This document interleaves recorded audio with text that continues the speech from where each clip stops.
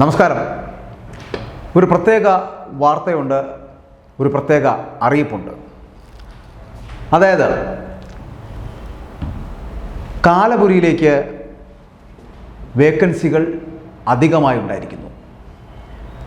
കാലൻ്റെ തങ്കക്കുടം എന്നാണ് നമ്മൾ അതിനെ വിശേഷിപ്പിക്കുന്നത്. Job vacancies for Kalapuri. ഞാനിത് പറയുമ്പോൾ നിങ്ങളെന്നെ ഭ്രാന്തനെന്ന് മുദ്ര കുത്തരുത്. കാരണം യോഗ്യത അടക്കമാണ് ഞാൻ പറയാൻ പോകുന്നത്. കാലപുരിയിൽ നിരവധി തസ്തികകളിലേക്ക് പ്രായപൂർത്തിയായ പുരുഷന്മാർക്ക് തൊഴിലവസരങ്ങൾ എന്നാണ് ഞാൻ ആദ്യമേ പറയുന്നത്. ഇതിൻ്റെ യോഗ്യതകൾ എന്താണ് എന്നല്ലേ പറയാം. ആദ്യമായിട്ട് ഇവരുടെ യോഗ്യതകൾ വേണ്ടത് ബലിഷ്ഠമായ ശരീരമുള്ളവരായിരിക്കണം. രണ്ടാമത് ആകാരവടിവത്ത കുടവയർ ഉണ്ടായിരിക്കണം. മൂന്നാമത് തിളച്ച എണ്ണയിൽ എന്തും മുക്കിപ്പൊരിക്കുന്നത് ഇഷ്ടമുള്ളവരായിരിക്കണം. നാലാമത്തെ യോഗ്യത എന്ന് പറയപ്പെടുന്നത് കാരിരുമ്പിൻ്റെ കവാടം കാത്തുസൂക്ഷിക്കുവാൻ കെൽപ്പുള്ളവരായിരിക്കണം ഇവർ എന്നുള്ളതാണ്. ഇനി അഞ്ചാമതാകട്ടെ കട്ടച്ചോരയെ ടൊമാറ്റോ സോസായി കണ്ട് അട്ടഹസിക്കാൻ മനസ്സുള്ളവരായിരിക്കണം എന്നുകൂടി പറയുന്നു.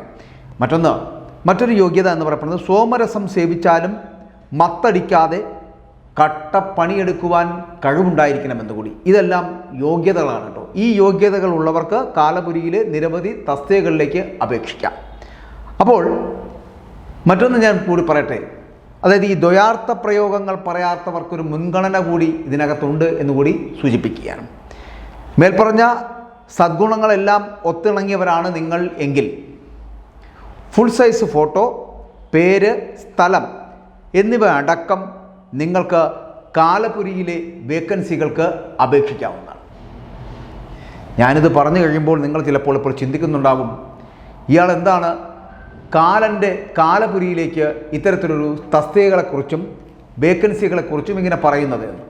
എന്നാൽ ഒരു കാര്യം പറയട്ടെ, കാലൻ്റെ തങ്കക്കുടം എന്ന് പറഞ്ഞുകൊണ്ടൊരു പുതിയ സിനിമ വരുന്നു.